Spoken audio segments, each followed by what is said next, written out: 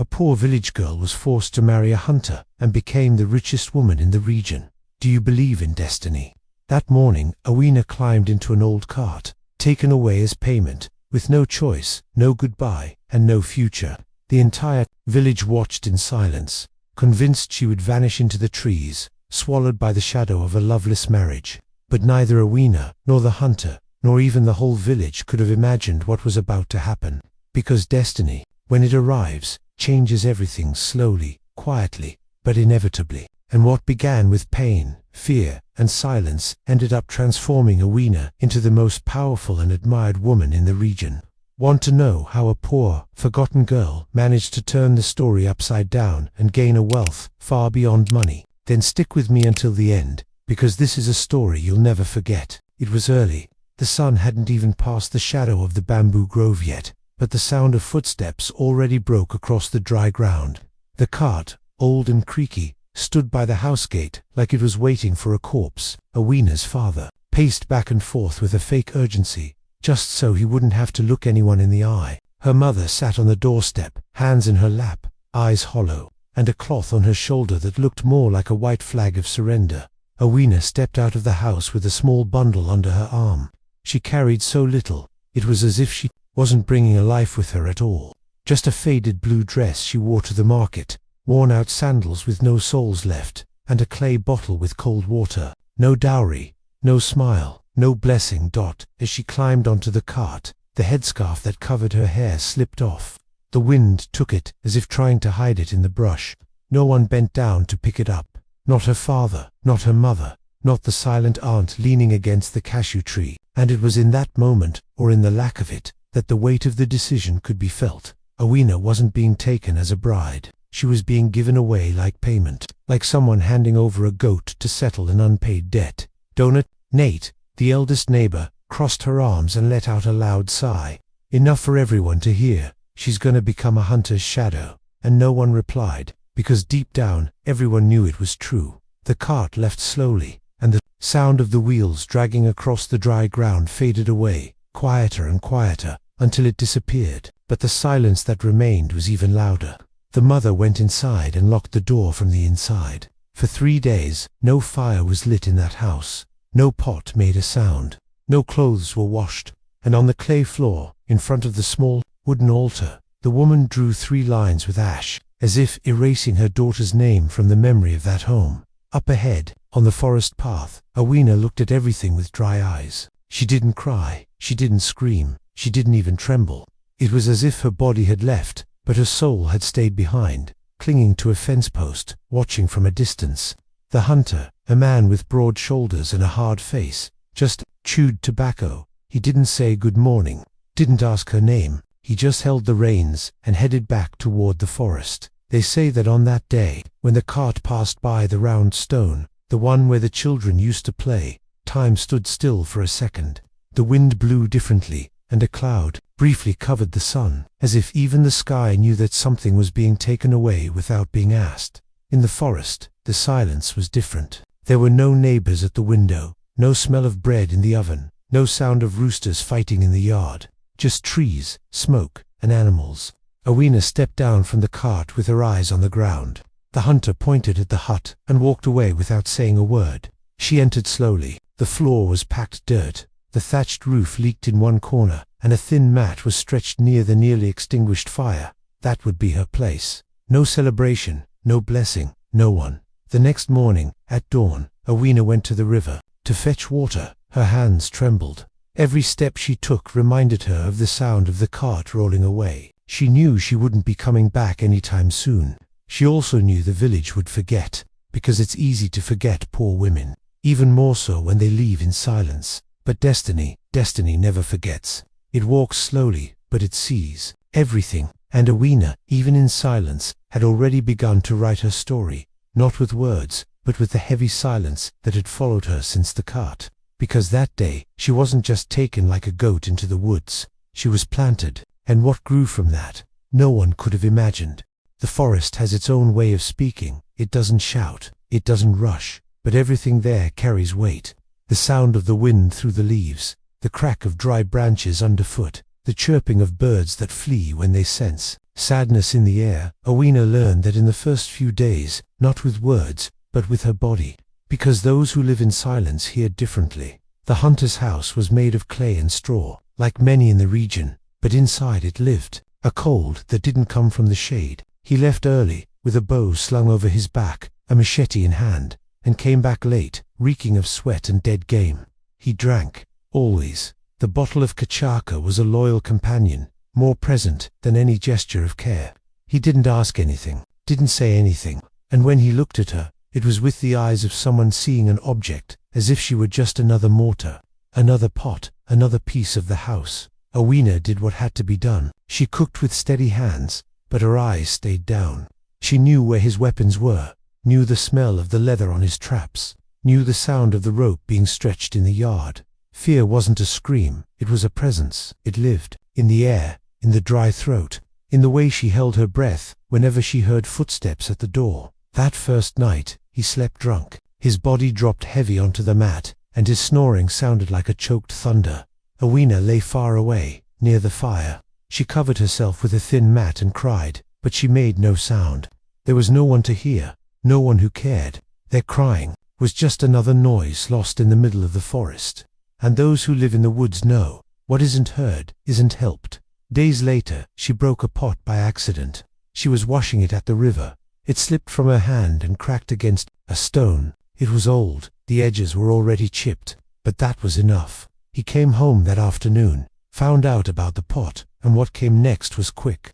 A yank on her arm, a slap that snapped her head to the side, and a sharp pain that climbed from her shoulder to her soul. He didn't apologize, didn't yell, just turned his back and went to bed. Owena stayed there, on her knees, arm throbbing, eyes locked on the cracked pot. And in that moment, she understood something she hadn't fully grasped yet. No one was coming to save her. No one was coming to take her back. And if she was going to survive, she'd have to learn to listen to her body before it stopped speaking to her. Time in the forest doesn't follow a clock. The sun is in charge. The rain keeps count of the days. And so the weeks passed. Owena woke before the light, washed her face in the river, rubbed castor leaves on her arm, and started her day. She cooked, washed, swept the yard, and at night lay in her corner of the mat, her thoughts heavier than her body. But something inside her wouldn't go quiet, a small restlessness, almost invisible, but alive, like an okra seed sprouting even. In dry soil, she began to notice the forest's paths. She started to pay attention to the smell of the leaves, the timing of smoking meat, the hour the birds landed on the branches. Without realizing it, she was already learning, not as a wife, but as a woman who watches in order to survive. The pain in her arm became a mark, not just on the skin, but in her memory. A fine, crooked line that seemed to say, "Here, a decision," was born, and every time she looked at it, something inside Owena grew firmer. She didn't yell, didn't talk back, but she didn't forget either. And within her silence, a scream was growing, one that, sooner or later, would find a way to come out, even if it was through the smell of smoke or the steadiness of her hands, because a woman's body may be beaten, may go quiet, may even bow before fear, but the soul, once it decides to stand tall, can't be held down. And Owena's, without the hunter knowing it, was already starting to lift its head from within. In the village, no one spoke of Owena anymore. As is often the case with poor women who vanish from sight, it was as if she had never existed. Life went on among the backyards, clay pots, and clotheslines. But in the forest, far from the eyes and whispers, something different was beginning to sprout. She woke before the sun, alone, on her feet, even before the rooster announced the day. With a cloth tied round her hair and bare feet, Owena stepped quietly out of the hut and walked toward the forest with a silence that wasn't fear, it was focus. In her eyes, there was no longer only pain. There was something no one had noticed before, a sharp awareness, like someone teaching herself the way to survive. She started by observing the tracks on the ground, animal footprints, the types of leaves that fell from trees, how long it took meat to dry on the smoke rack. She ran her hands over tree bark, learning which ones made good tea, which kept mosquitoes away, which scented bathwater. She discovered it all on her own, without anyone teaching her, because that's how her life had always been, learning in silence, living on the margins, listening to what others ignored. In the afternoons, She went to the river with the other women who lived closer to the forest. She carried her bundle of clothes like anyone else, but the difference was in her manner. While the others talked loudly, laughed, chatted about husbands and children, Owena stayed quiet, washing clothes with steady movements, never interrupting, until one day, she laughed. A small laugh, but it echoed on the rocks like a long-forgotten bell. The oldest woman in the group stopped scrubbing the blouse in her hands. She looked at Owena and said quietly, "That's the first time I've seen you laugh." And in that moment, everyone stopped. The sound of water, of soap, slapping against stones, it all paused, as if the world knew that a piece of the past had just cracked. Owena smiled again, this time without shrinking back, and simply replied, "I didn't even remember what my laugh sounded like." On the way back from the river, she passed a clay house where a man was trading soap for bananas. She watched, said nothing. But the next morning, while the hunter lay passed out with a bottle of cachoka spilled across the mat, she skinned an animal he had brought home the night before, cleaned it, treated it with ash and patanga leaves, hung it over the smoke rack, and watched as the meat took on color. In less than 2 weeks, she had already mastered the right smoking point. She discovered that wrapping the meat in banana leaves preserved the flavor longer, and when she took it to the town market, pretending it was her husband's order, she came back with her hands full, soap, salt, and a piece of floral fabric. She hid at the bottom of her bundle. The hunter never asked, never noticed. He thought it all came from the small garden behind the house, or favors from the neighbors. He didn't see, because a man who never saw a woman as a person doesn't notice when she begins to bloom. In the forest, Owena stopped being a shadow. She started walking with a straighter back, her eyes no longer cast down. She still didn't talk back, still slept at the edge of the mat, still felt fear when he raised his voice. But inside her, something was being built. It wasn't revenge, it wasn't pride, it was voice. With time, even the forest women began to notice. When she passed by, they'd say, "That one learned to walk with the animals, but never lost her woman's touch." They started asking her for advice, about herbs, for help with burns, or their children's fevers. And Owena helped with the same calm she used to chop wood or strain coffee. No one expected her to change. If anyone imagined she might, they thought it would come from exhaustion, sorrow, resignation. But no, Owena was changing with strength. She didn't run from pain, but she didn't let it shape her either. And that the world doesn't know how to handle. Because when a woman starts to see herself with her own eyes, without needing a mirror, without waiting for praise, without asking permission, even the forest around her learns to respect her steps. And Owena, even if she didn't know it yet, was already walking a path with no return. At the back of the yard, between the cassava plant and the old trunk of a fallen tree, Owena built a small structure of branches and leaves. Nothing big, nothing flashy, just a low rack made of vine and bamboo, covered with dry straw and stones. Around it there, she began to smoke the meat with more care. She used the right wood, the right amount of time, and the secret, a blend of forest herbs only she knew, learned in the silence of her solitary walks. Every piece of meat gained a flavor unlike any other, a smell that drifted through the woods, and made even the animals stop and sniff. She cut it into strips, wrapped it carefully in soft banana leaves, and tied it with thread made from palm fiber. No plastic, no labels.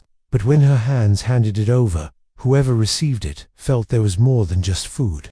There was care, there was soul. It all started by chance. A traveler, passing through from the city, stopped to buy a piece of meat, said he'd never tasted anything like it, took it home, and, a week later, came back. He brought money, seasoning to trade, and a request. He wanted more. Said his wife refused to cook with any other kind of meat. Now, said the neighbors were already asking where that flavor came from. Owena listened in silence, smiled only with her eyes, took the items, nodded in thanks, and returned to work. That night, while the hunter slept with dirty feet and an empty bottle, in the corner, she drew lines in the dirt with a piece of charcoal, marked how many cuts of meat she could prepare per week, counted on her fingers how much that would trade for soap, flour, kerosene, and in the end, she set aside a small pile of dry leaves that smelled like prosperity. The business grew slowly, like all things that start right. No rush, no noise. Owena didn't speak at the market. She just showed everyone who tasted it came back. That's how she started trading meat for land. An old man, no longer able to work his field, offered her a small plot near the river in exchange for meat for a year.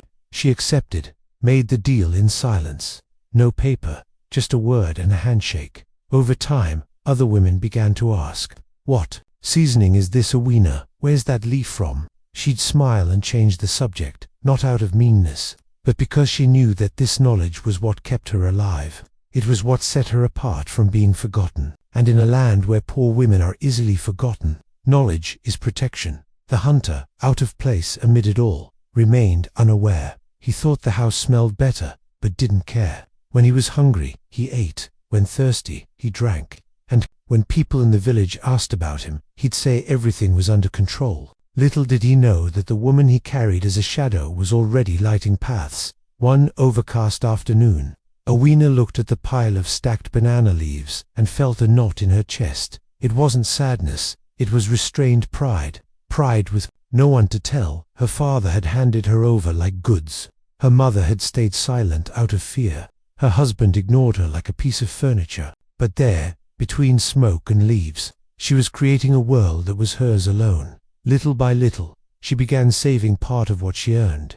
She buried it in clay pots, sealed with wax, hidden in holes protected by stones. It wasn't much, but it was hers. Every coin saved, every piece of cloth bought, every handful of salt reserved, was a line written in the new story she was telling, not on paper, but in dignity. And even if no one saw it, even if no one celebrated, she kept going, because she knew that those who wait for applause from the village don't last. But those who plant with faith harvest with honor.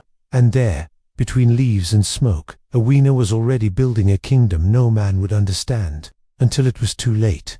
Every village has its eyes. Even when people pretend not to see, there's always someone peeking from behind a cloth curtain, watching what they don't understand and judging what they refuse to accept. And Awina, who was growing quietly among smoked meat and banana leaves, soon became the whispered subject in the corners of the market. It was in the details that the change appeared. First, the clothes she wore to sell, simple, but with embroidery no one remembered seeing before. Then, the soap she brought, fragrant, firm, brightly colored. Then, the cloths in her basket, always carefully folded and without a single stain. And then, the look in her eyes, because the gaze of a woman who begins to rise is different. It has a shine without arrogance, a steadiness without defiance. And that, to some, is more dangerous than witchcraft. That it was a wealthy woman from the village who first cast the stone. She had a large stall at the market, sold spices, fine cloth, and trinkets brought from afar. She was used to being the most sought after, the most praised. But in recent months, her customers had started to shift.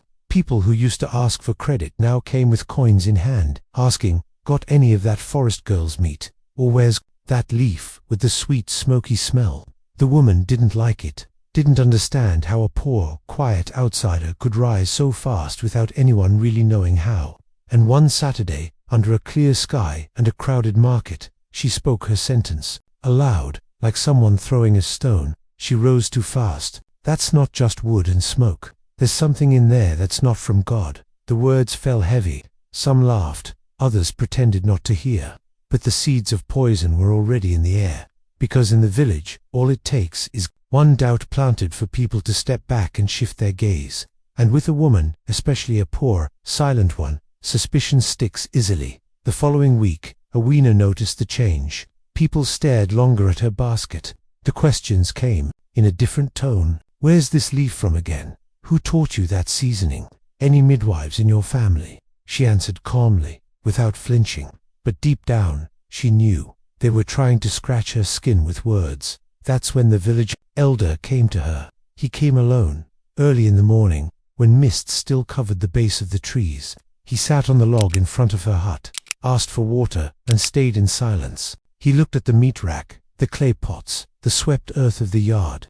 Then, he looked at her. "They say you rose fast," he said. She simply nodded. "They say your knowledge comes from neither books nor people." She remained silent.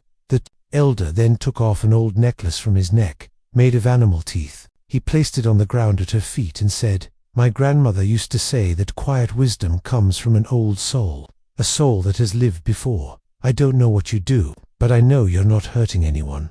He stood up and left the necklace, and with it, left a message. There were still those who could see beyond the noise. People who recognized truth even when it didn't shout. But the rumors didn't stop. They said she bathed in herbs to attract customers, that she buried coins at crossroads, that she cooked with black hen's blood. None of it was true. But in a world full of bitter people, someone else's success always looks like magic. Awi, in turn, kept going. She didn't answer, didn't defend herself, because a woman who stops to explain her worth wastes time she could be using to grow. And she knew, envy barks, but it doesn't plant. And the one who plants, sooner or later, reaps. And so it was. With the steadiness of someone who knows her own path, that she moved forward. While the village tried to figure her out, she grew. While they whispered, she sold. While they doubted, she taught, not with words, but with example. Because Awena's true spell was that she didn't need to hurt anyone to win. It was on a cold, heavy dawn morning, when the dew seemed to weigh more than the wind, that the hunter's body gave out. It came suddenly, like everything left uncared for, a cold sweat, a fever rising like hidden fire, and a hoarse groan, escaping his thick throat, as if it wasn't used to asking for anything. He collapsed onto the cabin floor, between the mat and the stove, writhing like a wounded animal, too weak to stand. Awena heard the noise, lit the oil lamp, and looked at the man who, for years, had treated her like a wall. He was pale, shaking, and the same hand that once marked her with slaps and silence now reached out like someone begging. He said nothing, only groaned. She didn't run. She didn't turn her back. She took a gourd of warm water, wiped his forehead, placed neem leaves under his pillow, and made a broth of bitter roots. For 3 days and 3 nights, she never left his side. She slept sitting up, watched his breath, and kept mosquitoes away with herbal smoke. When the fever finally broke, he still couldn't speak clearly. But his eyes no longer looked at her the same. There was no master there anymore. Only a tired man before a woman who had endured time, fear, and neglect. It was during this same time that Awena's father reappeared. He came by the forest trail, dusty, thin as a bitter memory. He carried a sack on his back and feet, torn up by the road. He didn't knock. He stood outside, watching the smoke rise from the yard. When she stepped out with a bundle of clothes in her arms, she stopped when she saw him. For a few seconds, no one spoke. The silence was thick, like floodwater mud.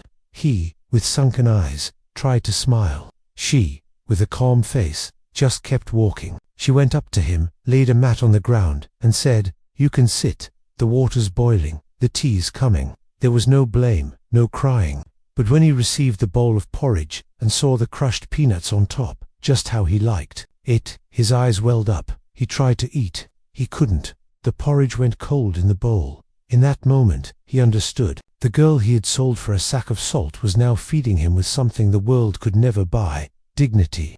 The daughter he had treated like a debt was now offering him abundance beyond measure. And the sentence that slipped from his dry lips, like a late confession, hung in the air like a stone thrown in a well. The daughter I sold now buys the salt I don't have. After that, he stood up slowly, like a man carrying more than just his body. Said he would keep going, didn't want to be a burden. She simply nodded, didn't ask him to stay, nor to return, but looked at him with the same calm one gives a tree that no longer bears fruit, yet still casts shade.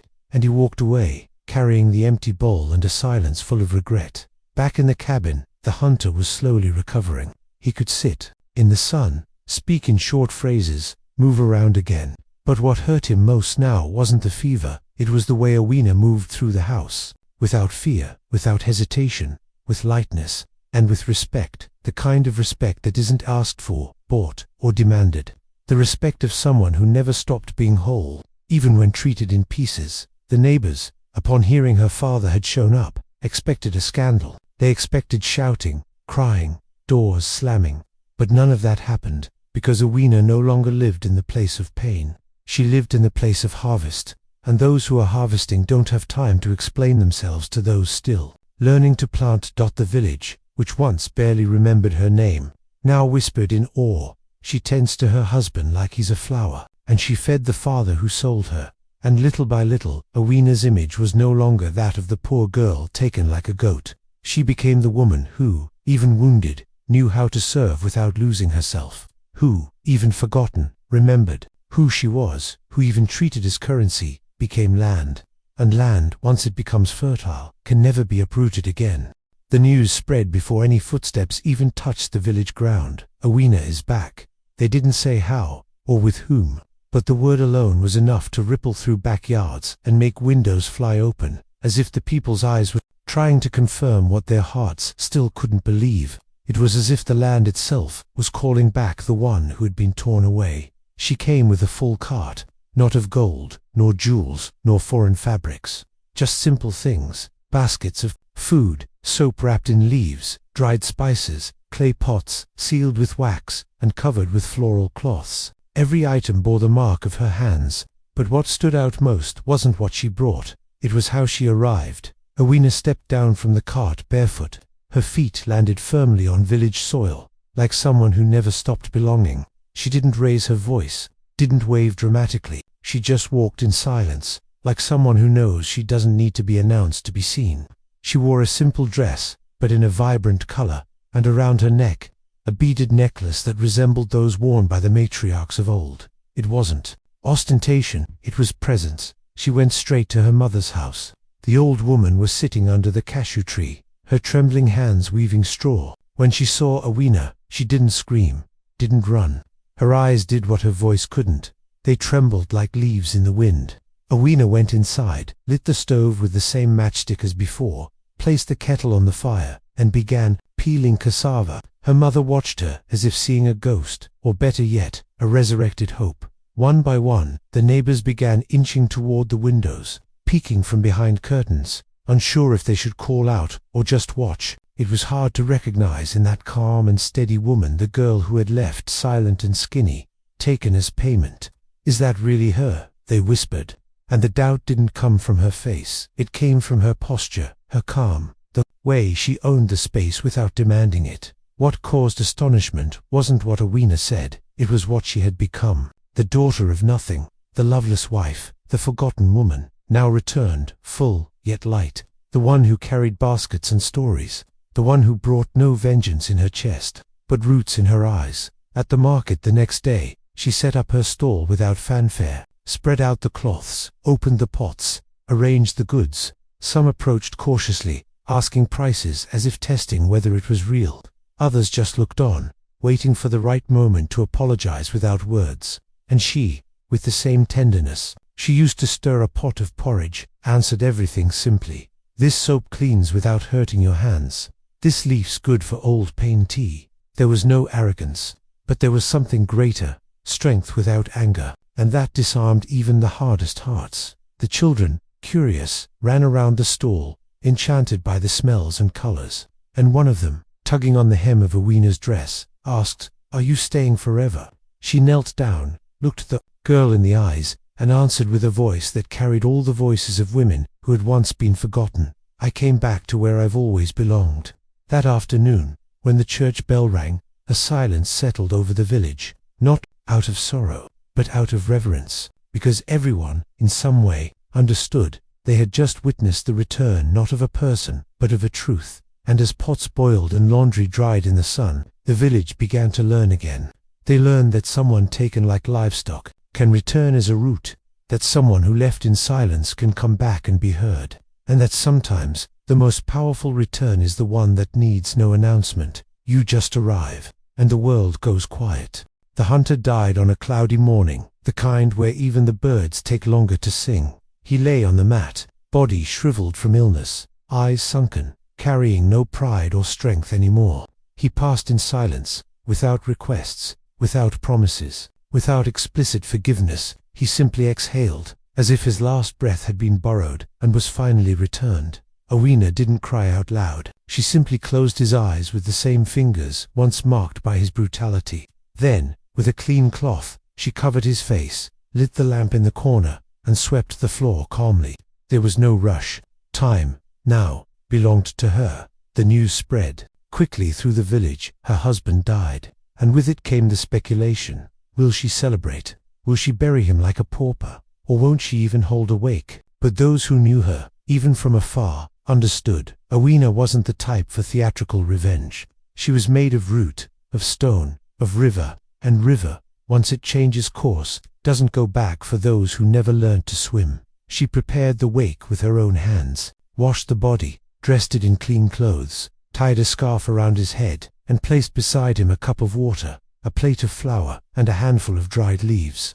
These were the old rites, learned from the elders, not the ones shouted, but the ones whispered with respect. She called 2 young men to help dig the grave, sent word to the hunters' brothers, who lived in nearby villages, and asked them to bring only what was necessary, presents, no speeches, no feasting, no debts, collected just earth, prayer, and farewell. When the brothers arrived, they were surprised. They expected to find a bitter, tired, cold woman, but they saw a serene figure, a calm face that had already forgiven, but not forgotten. She welcomed them with strong coffee, cassava bread, and silence. No accusations, no resentment, just actions. And in her actions, there was a lesson. During the wake, some village women whispered in the corners, "She shouldn't have done all that. He never treated her right. She's giving too much value to someone who didn't know how to care."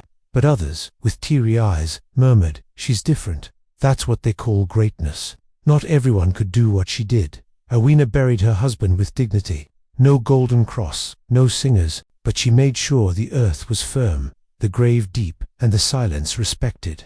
After the last shovel of dirt, she called the brothers and said, "The land he had is yours too. Divide it. Use it well. But remember, no one takes anything." From here, her words fell like a soft lightning bolt. No one argued, no one protested, because in that moment, it was clear she didn't need an inheritance. Her inheritance was already built in the hands that healed, in the leaves that dried, in the respect that grew like shadow, where once there was only pain.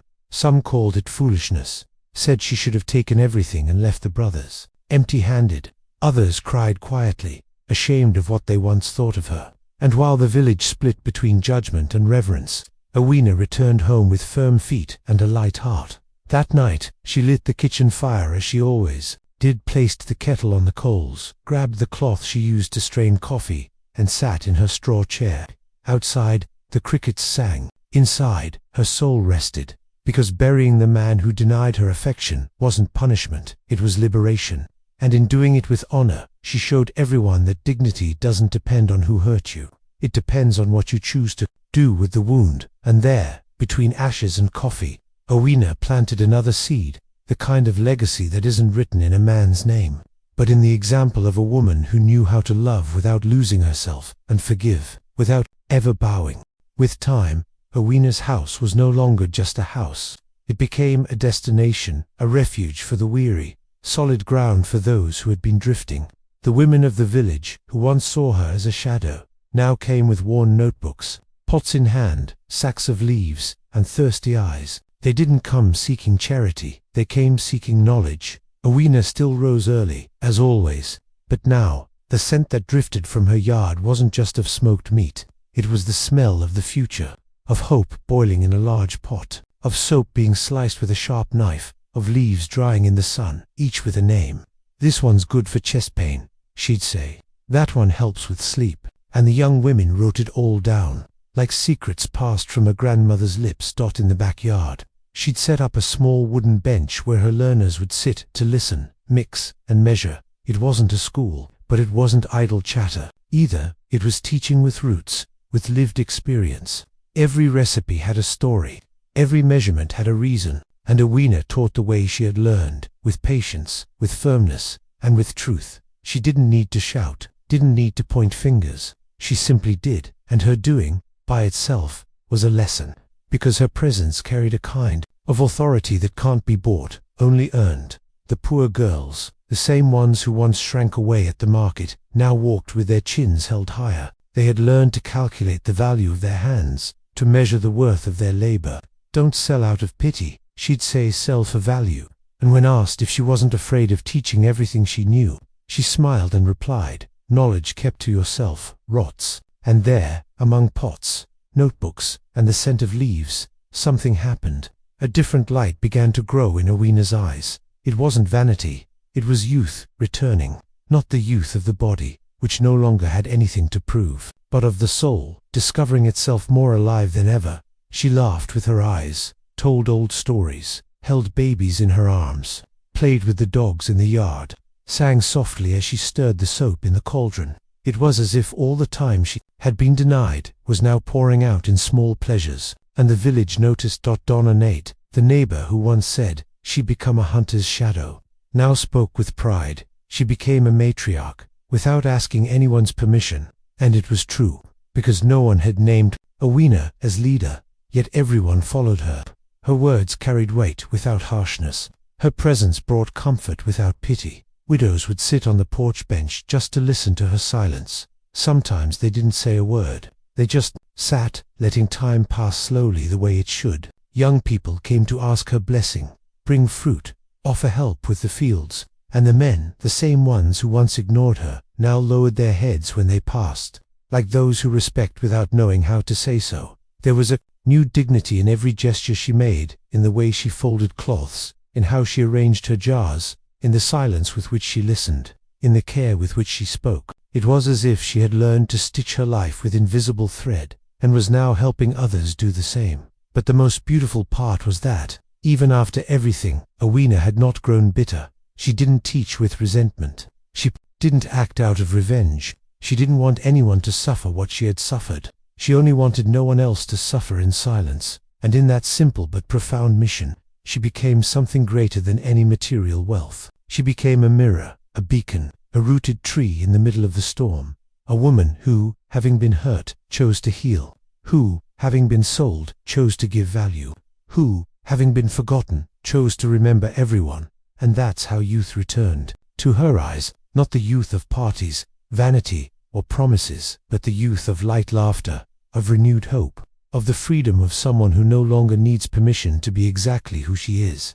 It was the night of the corn festival. The entire village was getting ready, just as it had for decades. The stalls were decorated with green leaves and wildflowers. The scent of pomenhar and bolo de fuba danced through the air. Children ran around with urukum-painted faces, and drums were being tuned in the background. It was a grand celebration, all wide smiles and shining eyes.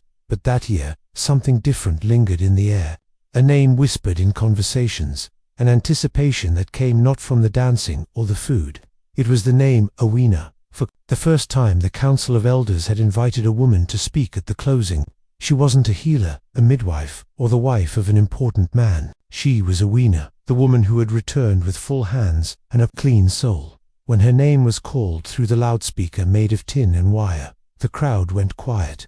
They expected her to step onto the small platform built with old planks beneath a tarp stretched between two cashew trees, but she didn't. She walked barefoot to the center of the circle and sat on the packed earth, just like the storytellers of old, those who spoke with their bodies before their mouths. The firelight lit her face from the side. Her dress was simple, her hair tied with a cloth embroidered by her students, and her eyes, oh, her eyes held the glow of a sunset after rain. No one spoke. No one coughed. It was as if even the crickets had stopped to listen. She began slowly. Her voice was soft, but firm.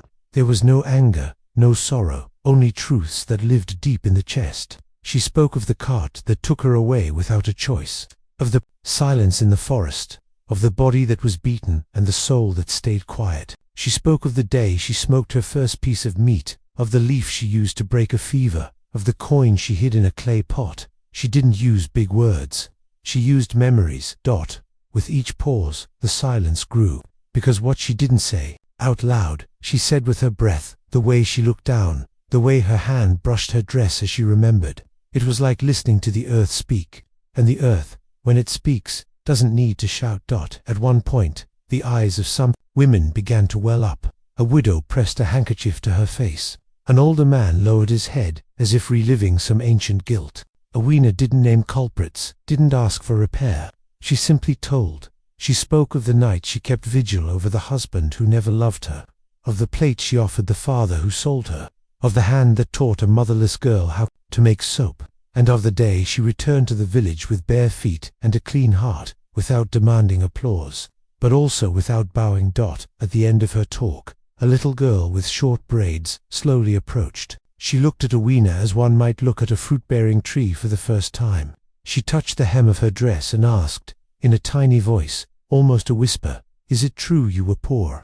Owena smiled with her eyes, bent down and answered, simply, I was, and still am, in many ways. But today, no one can call me empty. Her answer didn't bring applause. It brought silence, a different silence. Not the silence of ignorance, but of reverence. The kind that comes when truth finds a home. That night, there were no more speeches. The elders decided to end things there, not out of disrespect to others, but because they knew that after her words, anything else would feel small. People walked home more slowly. You couldn't hear the sound of dragging sandals or dishes being washed, only the wind through the straw and the rustle of leaves, as if the village itself was still processing it all. And so Awina, the woman once taken as a commodity, became the voice of the land, not by title, not by power, but by truth. And truth, when it finds a clean mouth and a healed heart, doesn't need a microphone. You just sit on the ground, and the world listens. Awina's house, little by little, ceased to be just a home of clay and straw. It became a crossroads, a gathering place of stories, a sacred space for those seeking more than soap or seasoning. They came looking for courage. That narrow porch, where once a single wooden bench barely fit, was now filled with people from all around.